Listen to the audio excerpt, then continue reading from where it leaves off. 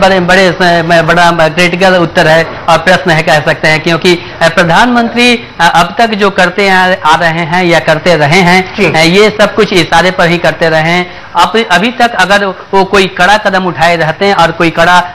ये एक वार्ता देश को दिए रहते हैं, तो शायद लोगों को ये विश्वास हो पाता कि प्रधानमंत्री सचमुच में एक मजबूत प्रधानमंत्री है। लेकिन विनय, प्रधानमंत्री मनमोहन सिंह हमेशा ये दलील देते रहे हैं कि वो जो है अपना निर्णय स्वयं करते हैं, उनके किसी भी फैसले के पीछे कोई नहीं खड़ा होता। देखिए, ये कहने की बात है, ये पूरा देश समझता है कि प्रधानमंत्री रबर स्टाम्प की तरह ही काम कर रहे हैं, इसमें कोई शक नहीं रह जाता। क्योंकि यूपीए की चेयरपर्सन सोनिया गांधी जो फैसले लेती हैं, जो कांग्रेस की टीम जो विशेश टीम है, जो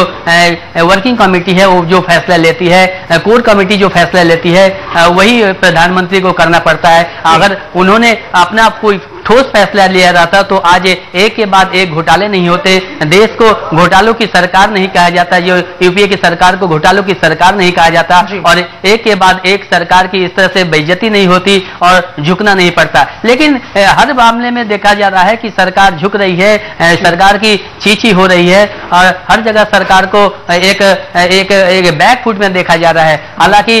अभी तक ये सरकार को बताते रहे, देश का जो प्रधानमंत्री होता है, जो उसकी गरिमा होती है, उसका जो पद होता है, जिस तरीके से प्रधानमंत्री पर आरोप लगता रहा है, प्रधानमंत्री मनमोहन सिंह को कमजोर प्रधानमंत्री के सूची में उनका नाम लिया जाता है, प्रधानमंत्री को रबर स्टाम्प कहा जाता है। एक धैर्य की सीमा होती है, प्रधानमंत्री मनमोहन सिंह है, उन्हें कहीं ना कहीं इस बात का तो काफी ठेस कहीं टीस होती होगी कि देश के सबसे ऊंचे पद पर बैठे हुए एक व्यक्तित्व को जिस तरह से विपक्ष कहें या फिर सामाजिक कार्यकर्ता कहें, हर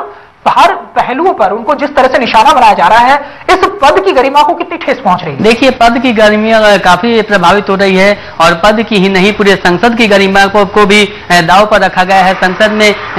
गरिमा बोलकर अगर कुछ बात करें तो ऐसा कुछ नहीं दिखता, क्योंकि एक के बाद एक संसद की बेइज्जती हुई है, संसद पटल पर नोट लहराए हैं, संसद में हंगामे हुए हैं, संसद में एक दूसरे पर लोग टूट पड़े हैं, तो ये संसद की गरिमा नष्ट हुई है, प्रधानमंत्री की गरिमा भी लगातार नष्ट हो रही है। लोगों के सामने, देश पूरे विश्व के सामने एक जो मैसेज जा रहा है, काफी बुरा मैसेज जा रहा है, गलत मैसेज जा रहा है, और देश के प्रधानमंत्री जिस तरह से व्यवहार कर रहे हैं, जिस तरह से ट्रीट कर रहे हैं और कदम उठा रहे हैं, इससे कोई ठोस वार्ता नहीं जा रहा है, देश को एक गलत मैसेज ही जा रहा है। हालांकि ये मिलीजुली सरकार है, गठबंधन की सरकार है, और ये प्रधानमंत्री की मजबूरी है कि ये मिलीजुली सरकार में घोटाले हो रहे हैं और प्रधानमंत्री को चुप्पी साधनी पड़ रही है, क्योंकि सरकार में बने रहने की बहुत धन्यवाद, बहुत धन्यवाद। ये थे हमारे सहयोगी और वरिष्ठ संवाददाता विनय भारद्वाज, जो हर पहलुओं पर रोशनी डाला, जिन्होंने आज और कहीं ना कहीं इन सारी बातों को हमारे दर्शकों के सामने रखा।